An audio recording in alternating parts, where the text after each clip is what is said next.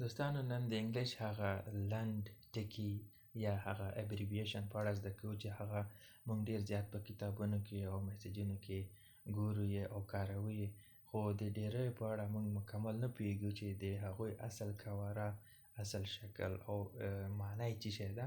نو په دې ویډیو کې زده کوو چې د دوی اصل معنی څه شی ده او دا څه رقم ته منځته راغلي دي او د دوی اصل استعمال څه رقم ته ده. نو راځئ زده کوو یې. اول یې ده ASAP، یعنی ASAP. دا مونږ ډیر زیات نن سبا وخت کې خلک استعمالوي، مونږ یې استعمالوو، کتابونو کې ګورو، میسیجونو کې دا ډیر زیات ګورو. د خپل اصلي شکل چې ده هغه ده as soon as possible، یعنی څومره ژر چې کولای شي.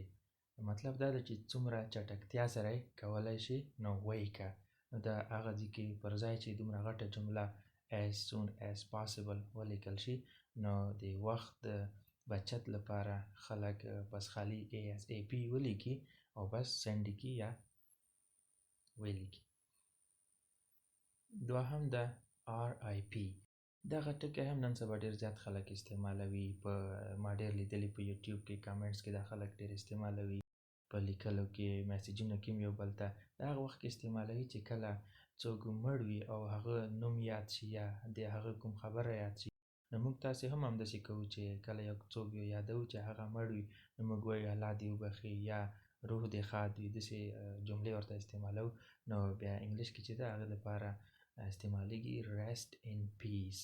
نو د rest in peace پر ځای خلک تش RIP ولیکي د وخت د بچت لپاره، او د خپله معنا ده روح دې ښاد وي. دریم ده B for N.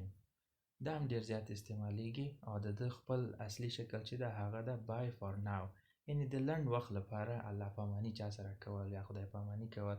مطلب د اوږد مهال لپاره نه، یعنی د ډیر وخت لپاره نه، خالی د لږ وخت لپاره چې چا سره څوک خدای پاماني کوي، نه هغه بیا دا ټکی په میسیجونو کې ډیر زیات استعمالوي، یعنی B for N د وخت د بچت لپاره. بل ده NA. دغه N او N/A چې ده دا ډیر زیات فورمونو ډکولو کې استعمالیږي. دا ډیر زیات ما لیدلی دي چې ځینې وخت کې مونږ تاسې فورمونه ډکوو، نو فورمونو کې دا ما لیدلي چې N/A لیکل شوي وي یا خلک خپله هم لیکي NA ورسره ولیکي، خو په دې باندې ډیر زیات خلک نه پوهیږي چې یعنی N او A څه معنا ده. د خپل اصلي معنا چې د اصلي شکل چې ده هغه ده not available، یعنی شتون نه لري، یعنی نشته یا شی چې نه وي، نو هغې باکس کې هغه خانې کې بس خالي خلک NA ولیکي او بس مکمل لیکي. پنځم نمبر کې ده ETA. ETA چې ده دا ما هغه کې ډیر لیدلی دي، دا د ټکټونو ځایونو کې ETA مطلب ده estimated time of arrival، یعنی د را رسیدلو هغه تخمینه شوی وخت، یعنی د را رسیدلو اټکل شوی وخت.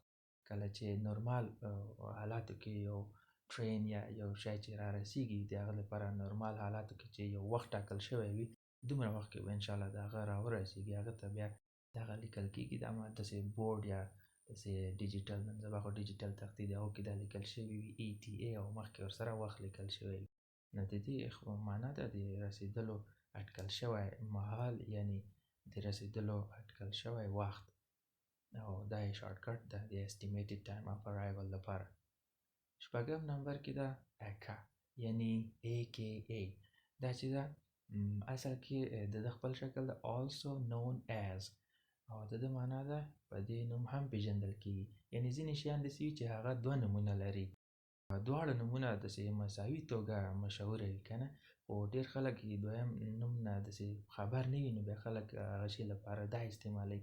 پر ځای چې دومره اوږد ولیکي also known as، نو په لنډه باندې AKA ولیکي یا AKA ولیکي او مخکې ورسره د هغه شي دوهم نوم ولیکي چې یعنی دا هغه شی دی. اووم نمبر کې ده پن. پن سره موږ تاسې ډېر بلد یو، دا ډېر استعمالوو، دا یو کوډ غوندې ده، نمبر غوندې ده، خو د خپل شکل چې ده هغه ده personal identity number، یعنی د شخصي پیژند شمیره، هغه شمیره چې هغه باندې یو شخص پیژندل کېږي یا یو شی مشخصه توګه په پیژندل کېږي، هغه نمبر ته پن یا په اوږده باندې که نه، په اصل که هغه کې personal identity number ورته وایي، خو پر ځای چې دا دومره اوږد ولیکې پرسنل آیډنټیټي نمبر، نو هغه پر ځای اسانه سره خالي پن ولیکه، نو د سره وخت هم بچت کېږي او ځای هم کم نیسي. اتم نمبر کې د DIY، دا چې دا د خپل شکل د do it yourself، یعنی په خپله یې وکړه. دا هم خلک په میسیجونو کې ډېر استعمالوي. نه هم د FYI، دا میسیجو کې استعمالیږي او د خپل شکل د for your information، یعنی د تاسو معلوماتو لپاره یا د تاسو پوهاوي لپاره معنا ورکوي. لسم د ATM هغه ماشین دی چې موږ تاسې ترنه په اتوماتیک ډول پیسې رااخلو، خو خپل شکل چې ده یعنی خپل مکمل کمپلیټ چې ده هغه ده اتوماتیک ټیلر ماشین، یعنی اتوماتیک ماشین چې هغه تاسو ته پیسې درکوي بدون د کوم یو انسان یو شخص د مرستې نه، هغه خپله پیسې ورکولی شي. موږ تاسې دا ډېر استعمالوو، پر ځای چې بینک ته لاړ شي هغه نه پس د ATM نه خلک پیسې رااخلي، نو ATM معنی ده اتوماتیک ټیلر ماشین. DOB دغه ټکی چې ده یعنی دغه ورډ چې ده دا هم ډېر زیات فارمونو کې استعمالیږي. کله وخت کې چې موږ تاسې فارمونه ډکوو، یو فارم ډکوو، نو تقریبا داسې فارم به نه وي چې هلته کې DOB نه وي لیکل شوی.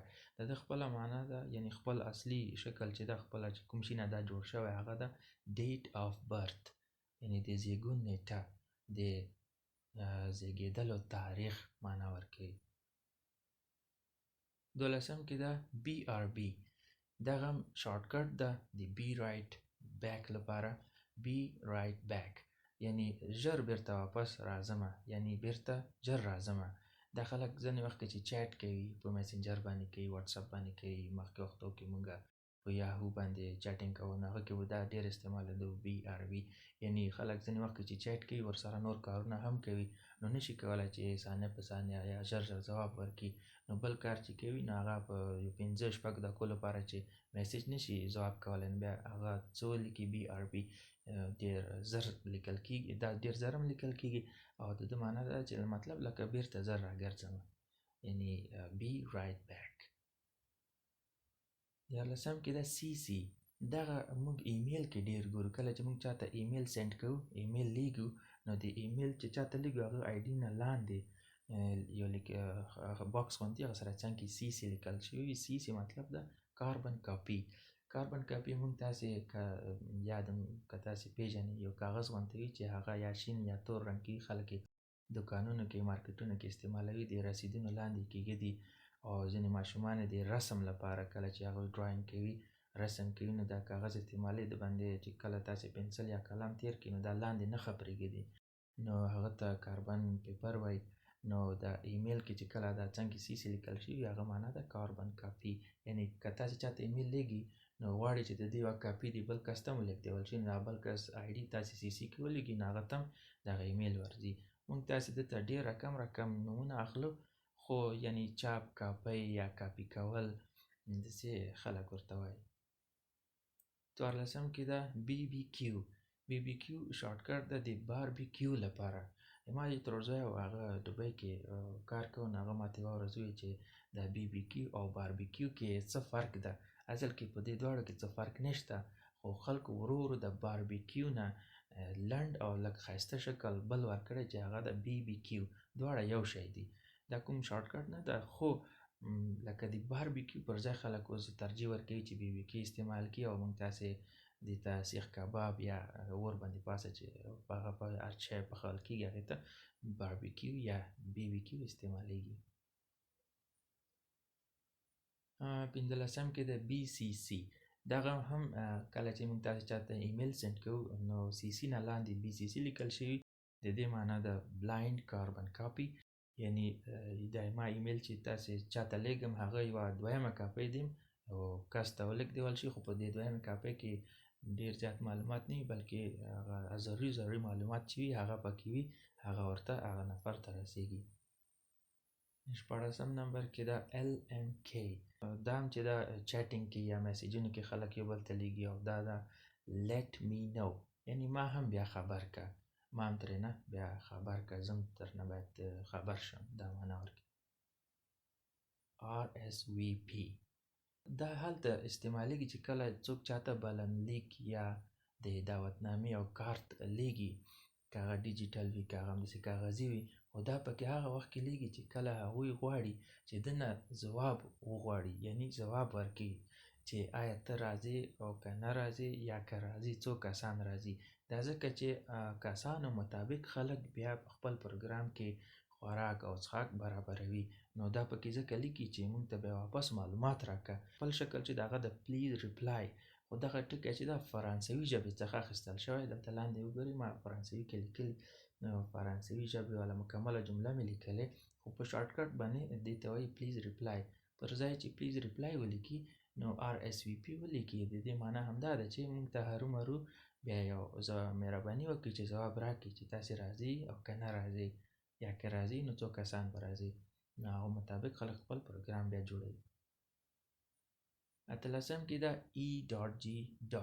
دغه ډیر زیات موږ تاسې ګورو په کتابونو کې کله چې مطالعه کوو، نو دا پکې لیکل شوي. دا چې دا د دې معنا ده for example، یعنی مثال په توګه، خو دا لاتیني ژبې څخه اخیستل شوی. دلته لاندې ما لیکلي لاتیني ژبې کې example gracia داسې څه شی ده که نه. نو دا چې دا پر ځای چې for example ولیکي نو هغه شارټکټ E.G. ولیکي، بس هغه ناخواته مثالونه لیکي. 19 نمبر کې دا I.E. دا هم کتابونو کې موږ تاسې ډیر ګورو. د دې معنا ده that is، یعنی دا هم لاتیني ژبه ده، لاتیني ژبې څخه اخیستل شوی، خو د دې استعمال انګلیش کې ډیر د عادي په توګه خلک ډیر زیات استعمالوي. کتابونو کې انګلیش کتابونو کې وګورئ، ساينس کتابونو کې دا ډیر زیات وي. او د دې پښتو معنا ده یعنی داسې او هغه دی او یا دغه دی، همدغه شانتي دی. دا معنا ډیر همداسې لکه ساده معنا ده. او اخره کې 20 نمبر کې دا etc. دې معنا ده and other similar things. دا لاتیني ژبې څخه اخیستل شوی ده او دا چې دا etc. یعنی همدغه شانتي نور شیان. کله چې موږ مثال په توګه موږ د تازه میوو په اړه خبرې کوو، نو موږ وایو چې مڼه، مالټه، ام او کیله داسې که نه، همدغه شانتي نورې تازه میوې. نو ټولو تازه میوو نومونه پر ځای موږ خالي etc. ولیکو، هغې معنا دا ده چې نور شیان همدغه شانتي نور یا ورته شیان چې دي، نو هغې پر ځای چې موږ ولیکو and other similar things، دومره اوږده جمله، هغې پر ځای موږ خالي etc. او ډاټ ولیکو. دا موږ سره ټایم هم ډیر بچت کوي او ځای هم ډیر راته بچت کوي. خو د اصل کې لاتیني ژبې څخه اخیستل شوی او استعمال په انګلیش کې ډیر زیات ده.